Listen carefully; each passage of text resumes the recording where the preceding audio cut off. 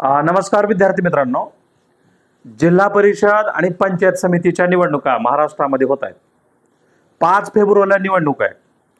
आता मग आपण एक युट्यूबला जिल्हा परिषद आणि पंचायत समितीच्या सदस्य संख्येवर लेक्चर घेतलं होतं.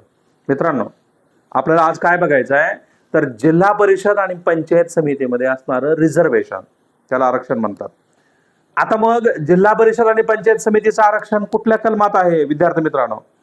तर बघा, आर्टिकल 243D मध्ये आहे.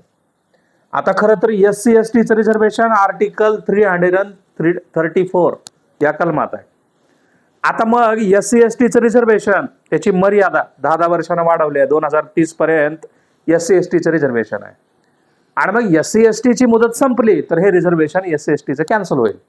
पण मित्रांनो, इथं तुम्ही लक्षात काय ठेवायचं बघा, जिल्हा परिषद आणि पंचायत समितीमध्ये किती रिझर्वेशन असते. आता खरं तर किती राहतंय मित्रांनो, तर 50% वरी रिझर्वेशन गेलेलं.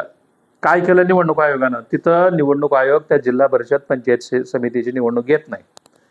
आता मग रिझर्वेशनाचा कोटा कसा राहतो? फिरतं आरक्षण राहतंय, त्याला रोटेशन पद्धत म्हणतात, आहे ना.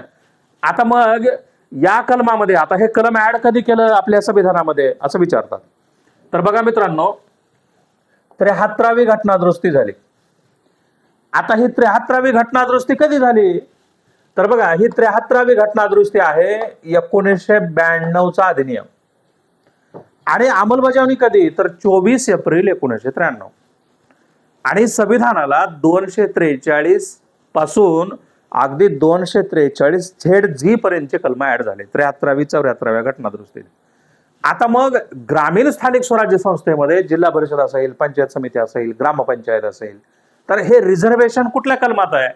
तर 243D कलमात आहे, जे 73व्या घटना दुरुस्तीनं संविधानाला जोडलं. आता मग कसं असतं रिझर्वेशन? तर बघा, SC म्हणजे शेड्यूल कास्ट, ST म्हणजे शेड्यूल ट्राईब, आणि अदर बॅकवर्ड कास्ट म्हणजे OBC. आता किती राहते मित्रांनो? तर 50%च्या मध्ये राहते, है ना. आता जिथं SC कॅटेगरीची संख्या जास्त आहे तिथं 15% रिझर्वेशन, ST कॅटेगरीची संख्या थोडीशी कमी असेल तर 7.5% रिझर्वेशन, आणि OBCला मित्रांनो किती रिझर्वेशन?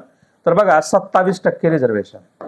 आता ह्याचा आकडा जर आपण बघितला तर 49.5% रिझर्वेशन होतंय. बरं, हे संविधानाला मान्य आहे.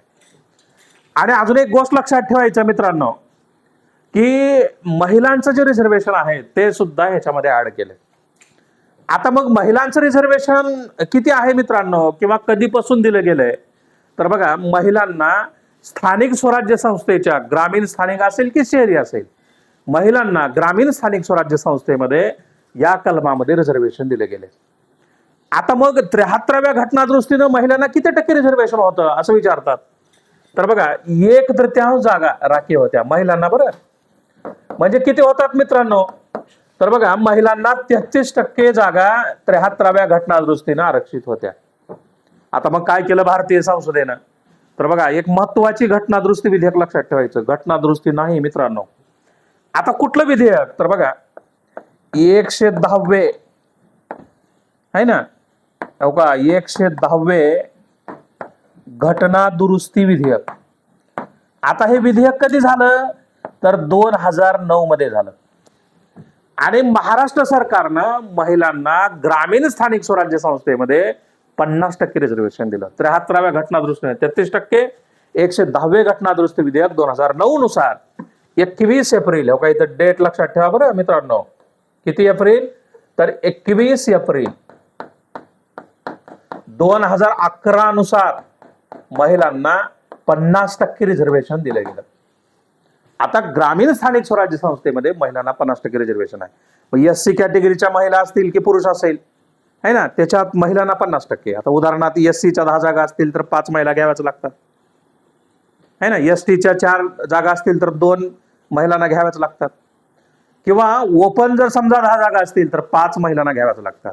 म्हणजे तुम्ही लक्षात काय ठेवायचं विद्यार्थी मित्रांनो, की जिल्हा परिषद आणि पंचायत समितीमधलं आरक्षण कुठल्या कलमात आहे? 243D. SC ST OBC 27%. आणि दुसरा मुद्दा लक्षात ठेवायचा, SC ST ला लोकसंख्येच्या प्रमाणात, OBC ला 27% आणि महिलांना 50%. कुठल्या घटनादुरुस्ती विधेयकानं? 110वे घटनादुरुस्ती विधेयक 2009 नुसार 21 एप्रिल 2011 पासून महिलांना 50% रिझर्वेशन दिलं गेलं. अशा पद्धतीची माहिती तुम्हाला जर परीक्षेला विचारली तर नवल वाटू नये. आणि मग MPSC असेल किंवा कंबाईनची परीक्षा असेल किंवा सरळ सेवा असेल तर महिलांचं रिझर्वेशन किंवा एकूण रिझर्वेशन याच्या आर्टिकलवरती प्रश्न परीक्षेला पडू शकतात. आणि मग अशा पद्धतीची नवनवीन माहिती आपल्याला मिळवण्यासाठी आपलं नागनाथ उस्तुरे नावाचं युट्यूब चॅनल सबस्क्राईब करा, लाईक करा, शेअर करा, बेल आयकॉनचं बटन दाबा. थँक्यू मित्रांनो, धन्यवाद.